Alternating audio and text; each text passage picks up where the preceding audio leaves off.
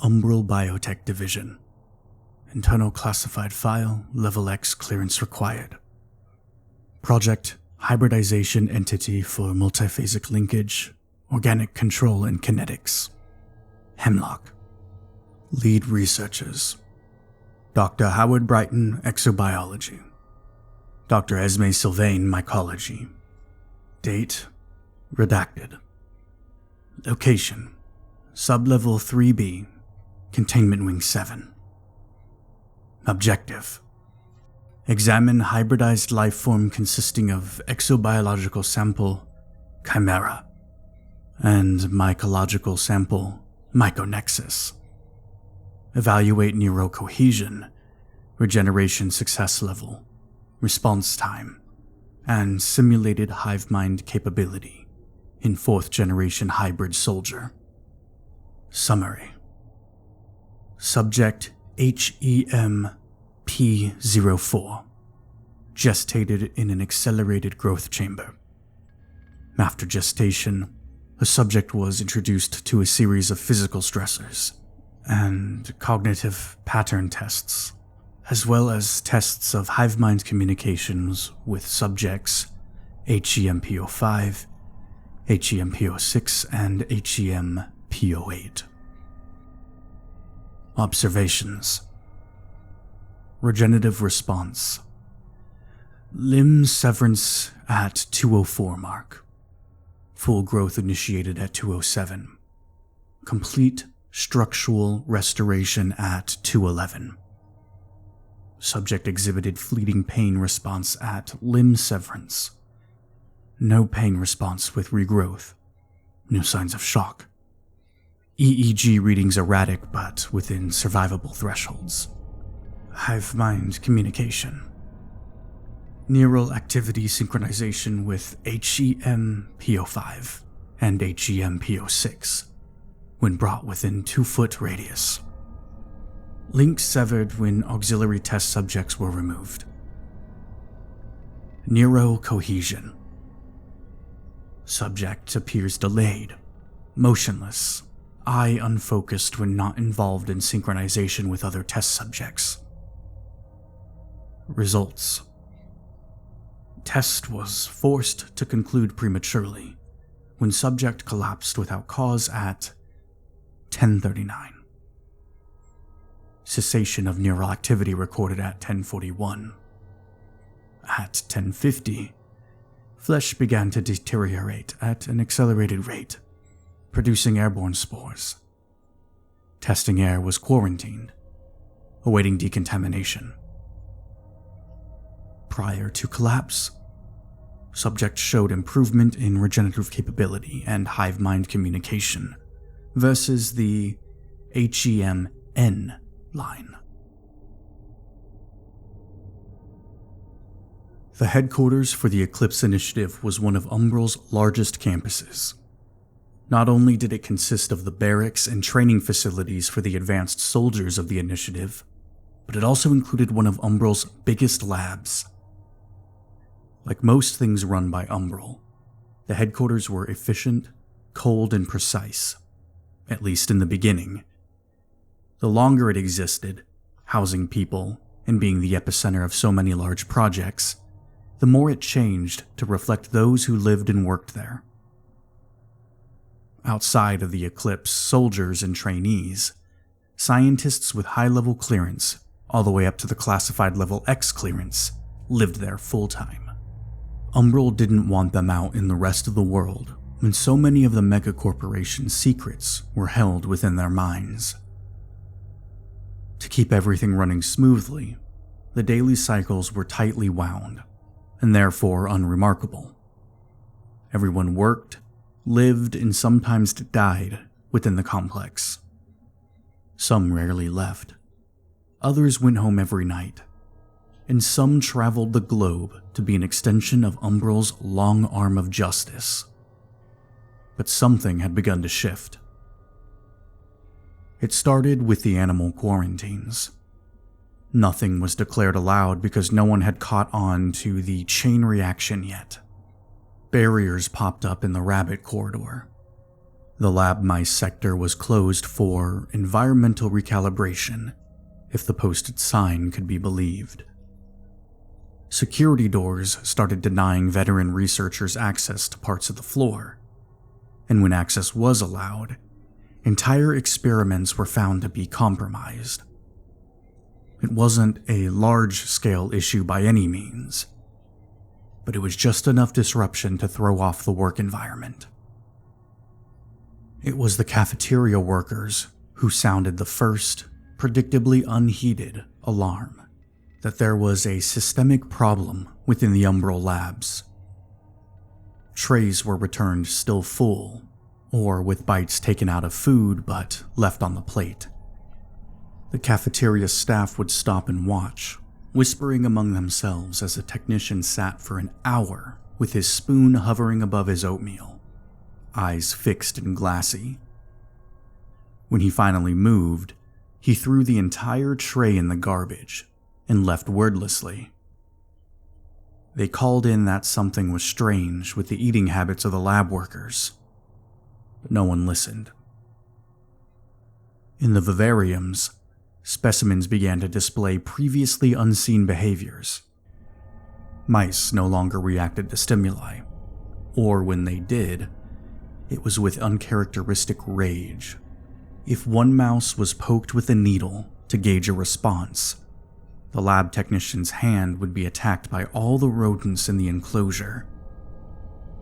An octopus in the aquatic chamber rearranged the stones in its tank each night into fractal spirals, but furiously destroyed the design before it could be seen by human eyes each morning.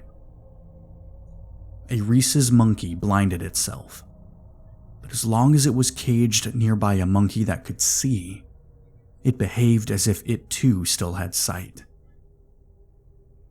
Elsewhere, researchers began to isolate themselves, becoming oddly protective over work that was in reality not theirs, but Umbral's.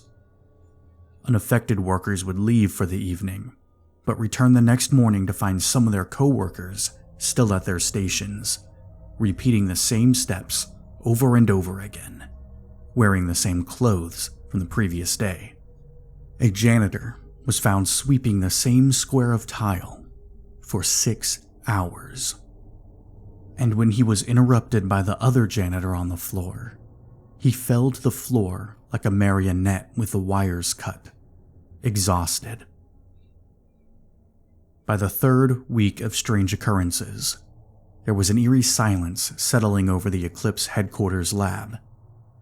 No one wanted to report the possibility of something systemic affecting the lab.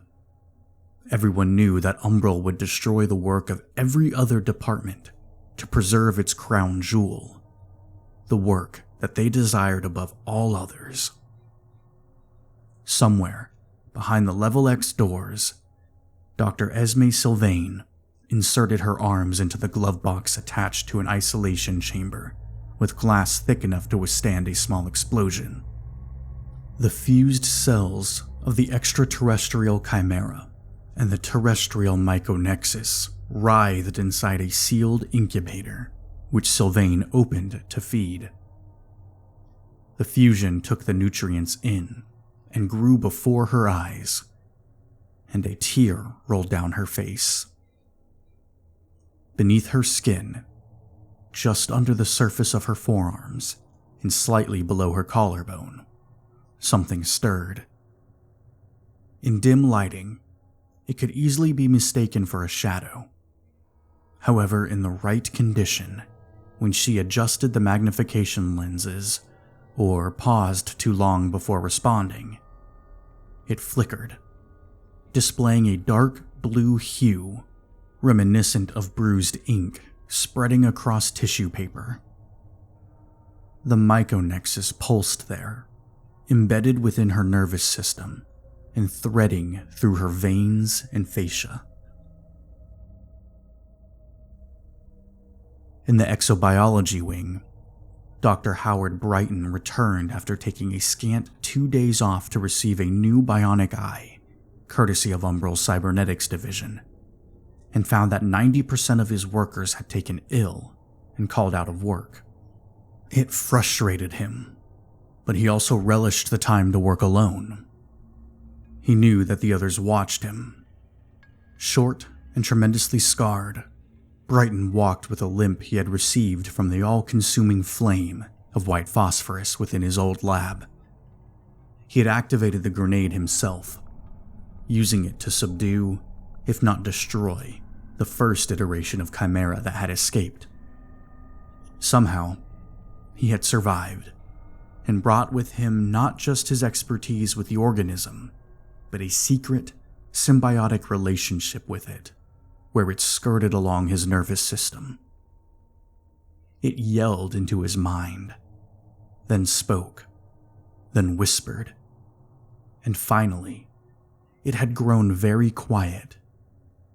But Howard knew it was still there.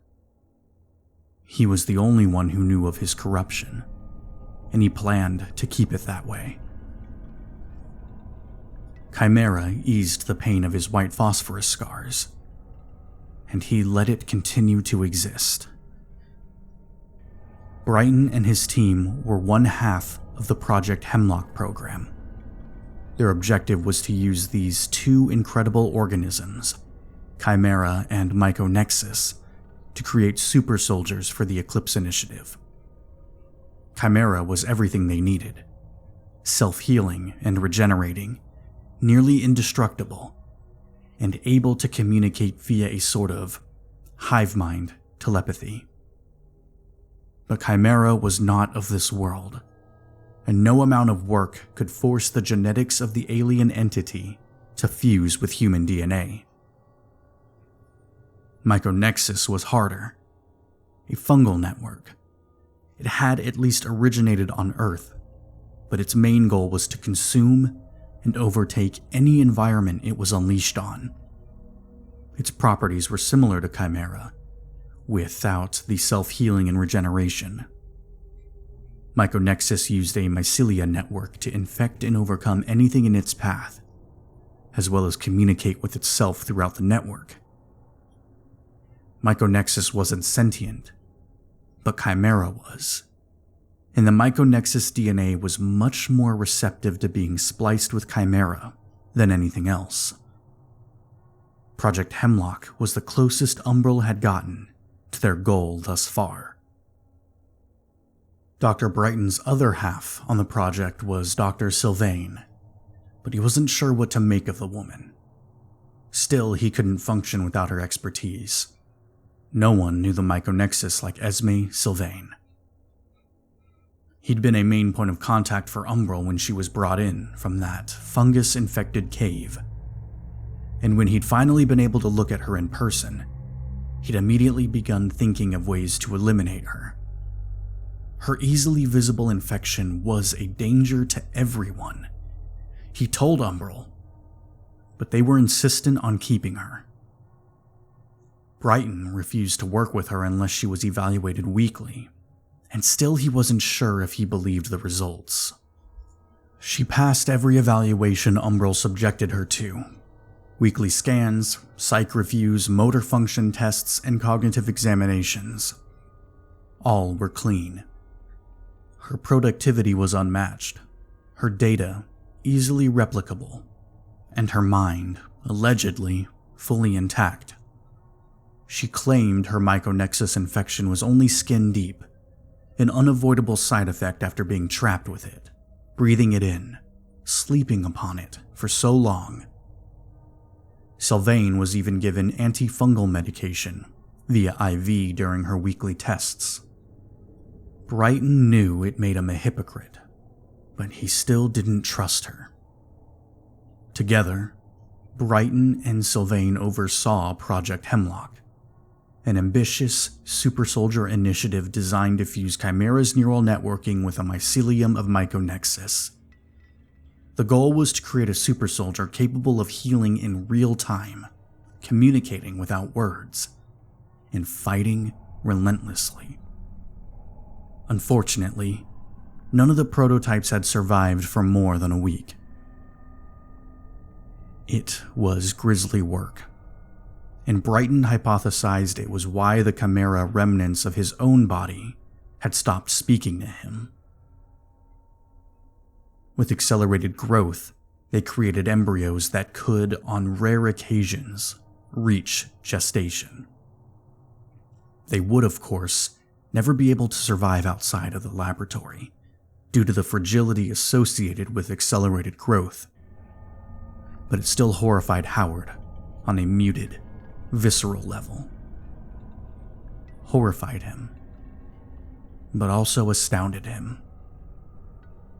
Some subjects spontaneously dissolved, while others tracked their reflection in the incubator glass for hours before bashing their eggshell skulls against it over and over. These, of course, were the viable subjects. The ones that formed wrong were discarded long before they reached usability. Brighton blamed Sylvane's instability, while Sylvane blamed Brighton's lack of vision. Neither dared to say it out loud, their mutual respect razor thin. Despite being wildly different scientists, they worked well together when the only focus was hemlock. They dissected the failures, rewrote the genomes, and each batch of viable subjects lived a little longer than the last. With Sylvane busy, and most of his staff gone for the moment, Howard took an early lunch and considered going home. His eye socket still ached, but it was a revelation to be able to see from both eyes once more. He knew it looked strange, moving too smoothly to appear real, but he'd long since stopped caring about his appearance. The cafeteria was quiet for 11 a.m., but he gathered his tray nonetheless and sat at one of the empty tables. There were clusters of workers scattered about, but socializing with strangers seemed like a nightmare. He was content to eat and people watch, his bionic eye whirring slightly as he took it all in. Howard was halfway through a ham sandwich when he started to notice the irregularities. Across the room, a researcher sitting alone stared wide-eyed into his coffee cup without blinking. A minute passed, and then 2, before the man slowly tipped the coffee over on the table. He didn't even flinch when the steaming liquid splashed on his pants and shoes. A janitor made his way over with surprising swiftness, but ineffectively mopped the spill, lips twitching as if he were talking to himself. Then, at a table with 4 interns, Howard picked up a weird noise. All 4 of them had started humming the same note, low in their throats, without stopping. No one paused for a breath, and no one else in the mess hall even acknowledged what was happening. Howard pushed his tray away and pinched himself hard. Was he hallucinating? A faint, insistent pressure coiled behind his ribs, and a thought that wasn't his own bloomed in his mind. Something is wrong. We sense many, but broken, tainted. Leave this place, Howard. He shivered. Chimera. It had been a long time since it spoke to him. He couldn't leave, of course. His entire world was that lab, and the work he did within it. If something was wrong, he couldn't just let it lie. What's wrong? He thought back, and the alien entity took a moment to respond. We do not know. Echoes of us. Silent screaming. It wasn't making sense. Oh well. That was nothing new. He rose, ignoring the rest of his meal, and scanned the room. Another staffer shuffled by him, and Howard turned his head away in disgust. The man smelled and looked like he hadn't showered or changed in days. It wasn't until he reached for a tray and his sleeve pulled up, revealing an inky black spot on his skin that pulsed like a heartbeat, that Howard's stomach really dropped. Project Hemlock. This was a breach. Howard left the cafeteria with urgency, his limp more pronounced as he nearly ran through the corridors. Down the hall, past a set of reinforced doors, Howard passed the 2 security guards, who seemed to be sleeping standing up, and scanned his card to enter Research Level X. Dr. Esme Sylvane stood at the incubator station, her hands in the glove box as she worked. "I need to speak with you," he told her sharply. "Now." She finally glanced at him, pushing her nose against her shoulder to adjust her glasses without removing her hands from her work. A flicker of galaxy blue flashed under her right cheekbone, and it took many long seconds to fade. Nice eyeball. He ignored her. "I think we've had a breach in the hemlock containment. Something is severely off out there." She paused, annoyance crossing her face. "Don't be silly. We're careful." "No," he insisted. "Personnel are acting erratically, and when I pulled up the lab map, there were multiple non-testing wings shut down already. Haven't you noticed?" Sylvane shrugged, returning her attention to the incubator. "I've been sleeping in the lab. I want these samples under constant observation." "Your what?" Howard was shaken, but Esme looked at him like he was just a mild inconvenience. When she went back to her work once more, Howard gave up. There was no time to try and convince her. He needed to act on his own before it was too late. After decontamination, and while rushing back to his own lab, Howard pulled out his access tablet from his lab coat and opened a secured channel with the internal overnight division upstairs, setting it to level 5 clearance. He could only count on one hand how many people had his clearance, level X, and he needed a quick response. Priority Red. Suspected breach of Project Hemlock Biologicals. Full lab infection imminent. Umbral medical intake report. Confidential level 5 access only. Subject: Sylvane Esme C. Location: Temporary Medical Site 12. Physician: Dr. Anika Lowe. Intake summary. Subject was recovered from Sully Cave Research Zone 14 following loss of contact with embedded research team. Subject was located at extreme depth, deceased teammates nearby. Environmental scans confirm high-density spore presence of a fungal entity known as myconexus. Active bioluminescent growth throughout the area. Subject was found alive, conscious, and responsive by Eclipse Initiative Team Aries.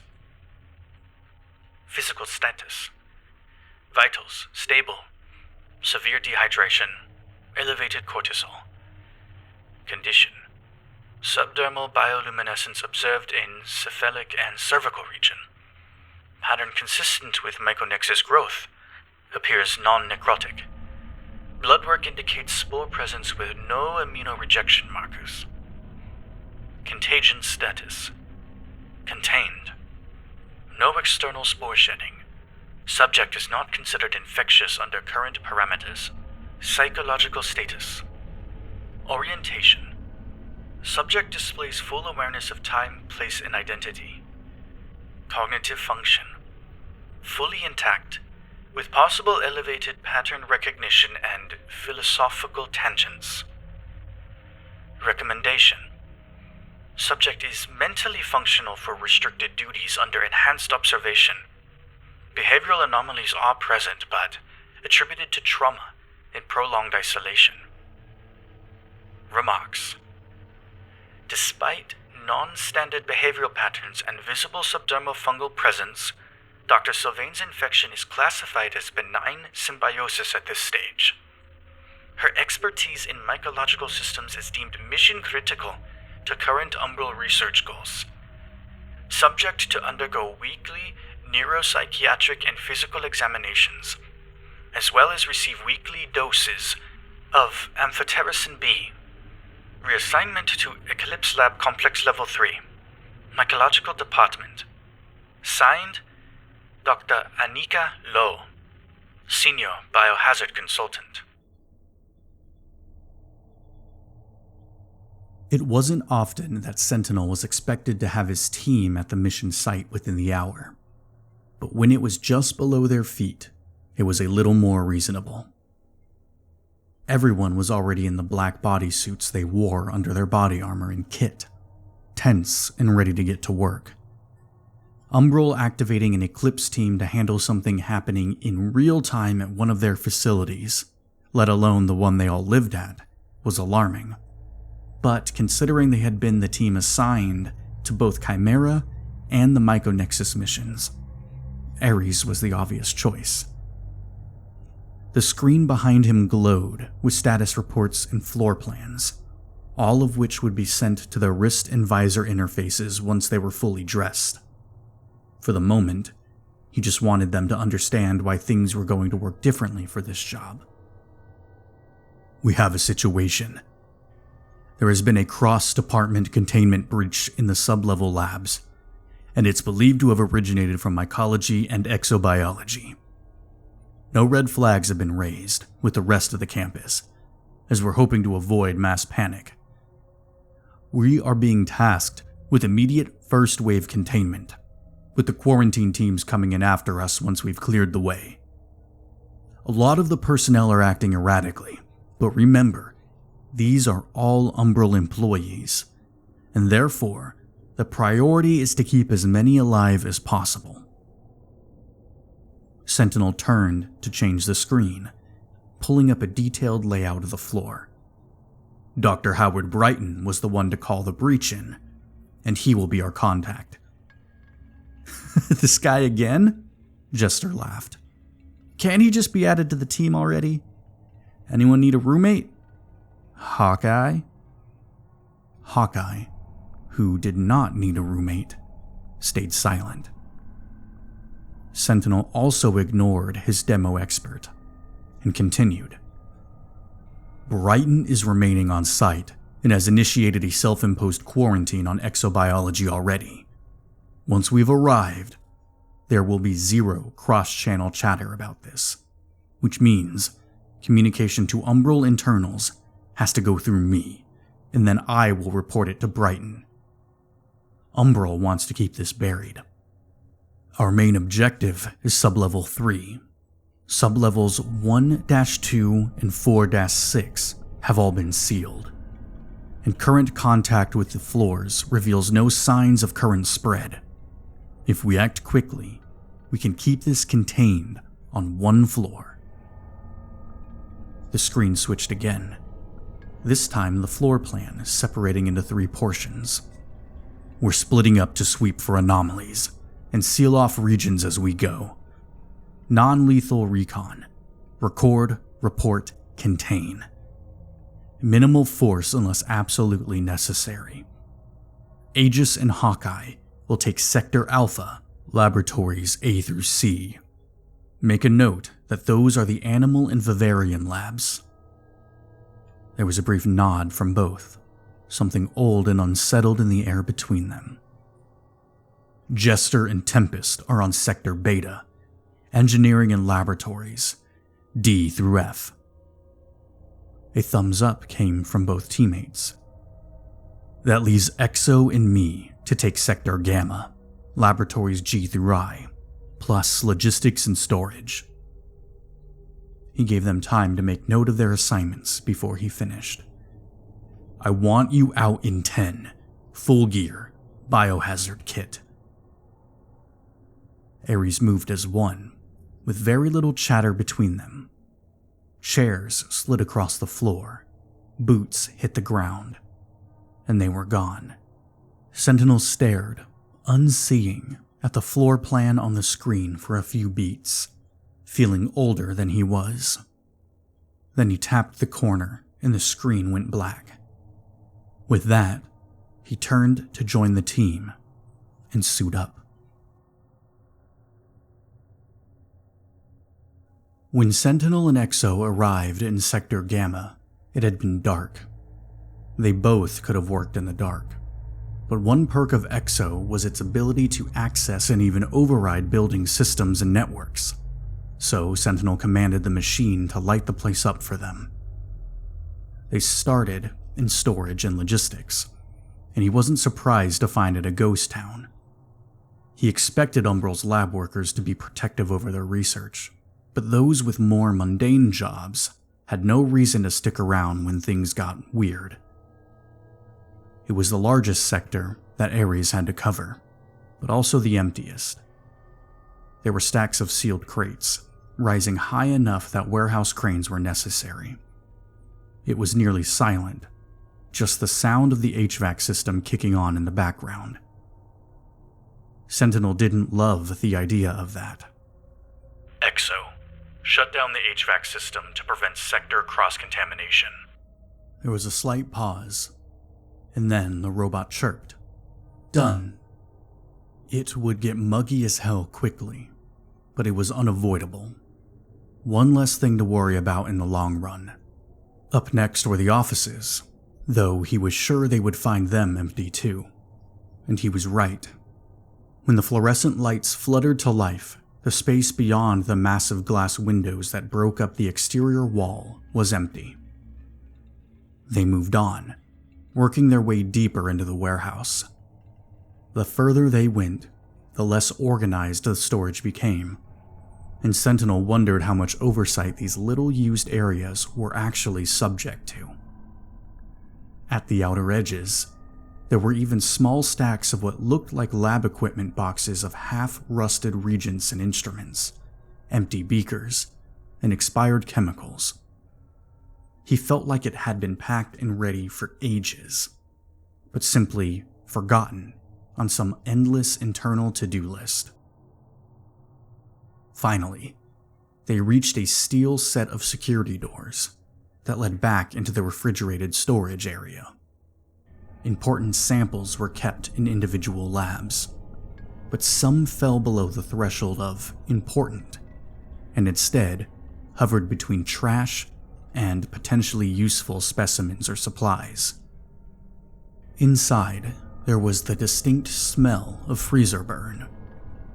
There was a storage locker to the left marked non-viable specimens, and Sentinel pulled on it to find it was locked.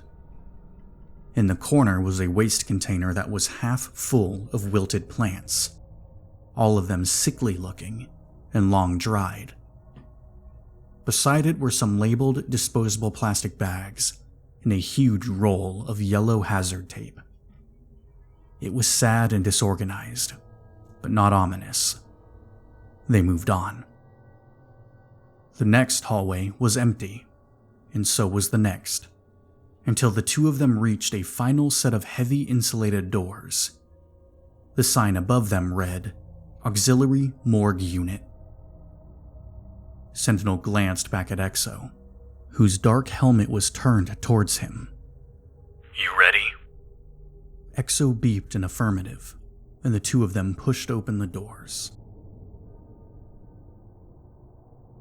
It was a cold, dimly lit room with metal tables and a small, empty sink in the corner. The walls were concrete and bare, and the whole place smelled like disinfectant and death. In the center, laid out on the table, was a woman.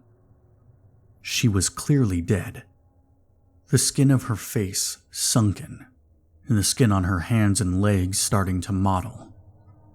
She was wearing a pair of stained hospital pants, and her chest was open. From what he could see, Her ribs had been broken, and a Y incision had been made, though the organs themselves were missing. Instead, there was a hole in her chest, and a small piece of machinery nestled inside. It was a heart-lung bypass machine, one that was meant to assist with organ transplants, but had been adapted somehow. There were surgical gloves in the sink, and a bloody scalpel, still wet, was discarded on the floor. "What the hell is going on here?" he asked the air, his voice muffled by his gas mask. The body gave no response. He wondered if she had been a soldier, if she had volunteered for this, or if she had simply been an intern, maybe a researcher. He would never know. "We need to get these stores sealed," he told Exo, who was already taking the initiative. But before they can complete the action, the blanket-covered form on one of the other tables stirred. It wasn't some obvious sign of life or anything equally dramatic, just the shifting of one arm enough to where it hung off the table, swinging lifelessly. There was a faint shudder from beneath the shroud. "Exo, scan," Sentinel commanded, his voice low. A shiver ran up his spine, despite himself. "No mammalian vital signs found. One fungal life form found," Exo replied, its own voice pitched quieter. "You can decontaminate yourself, right?" "Yes." It sounded almost indignant, and Sentinel cracked a grin. "Go check out our friend over there, then." "This person is unknown to us. Therefore, it is unlikely he is your friend," Exo explained as it approached the body, pulling the sheet aside. Beneath it was a man, pale with death, blood darkening his skin where it pooled low. On the dropped forearm, an inky darkness pulsed. Sentinel stared at the blackened limb for a few seconds before something else caught his eye. There was a tattoo on the man's neck, a short, thick black bar. Sentinel knew when scanned it would reveal an inmate number. "That's a prisoner tattoo," Sentinel said, narrowing his eyes but not moving closer. "This person was likely not a friend," Exo confirmed. Sentinel shook his head.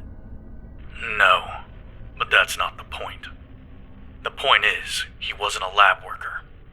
How the hell did he get here? Why did someone drag his body down here?"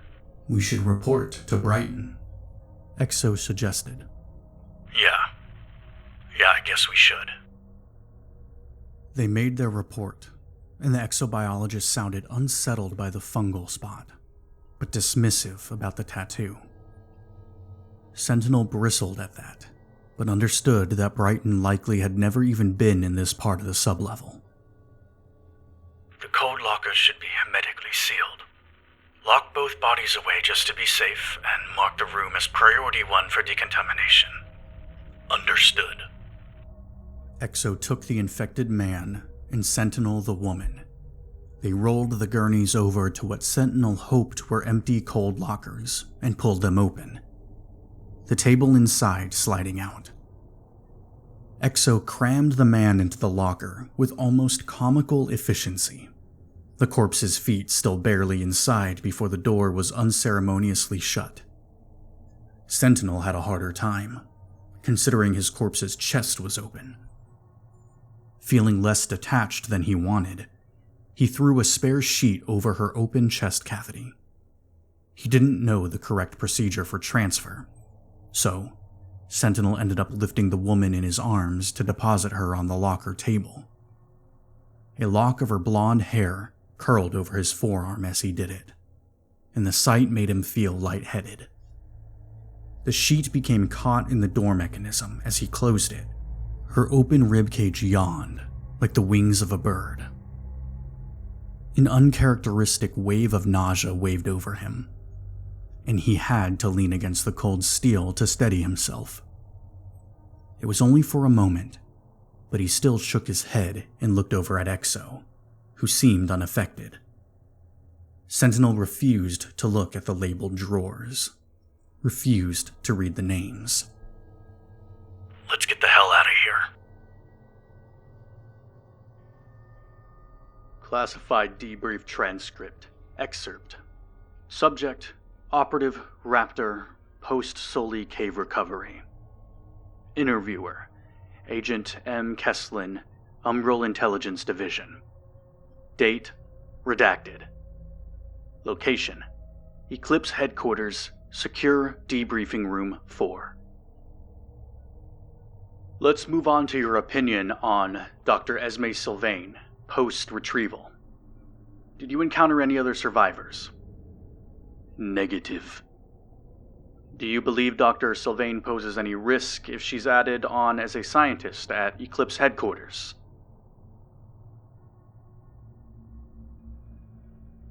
Kill her.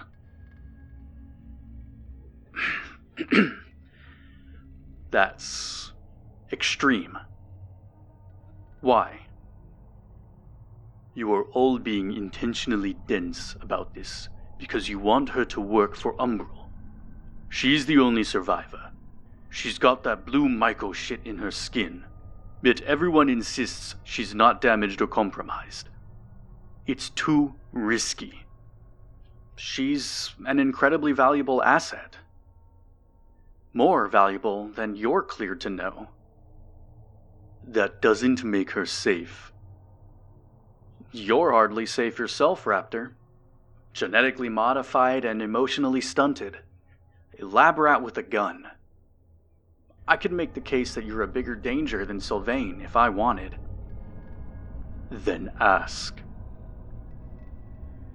Ask what?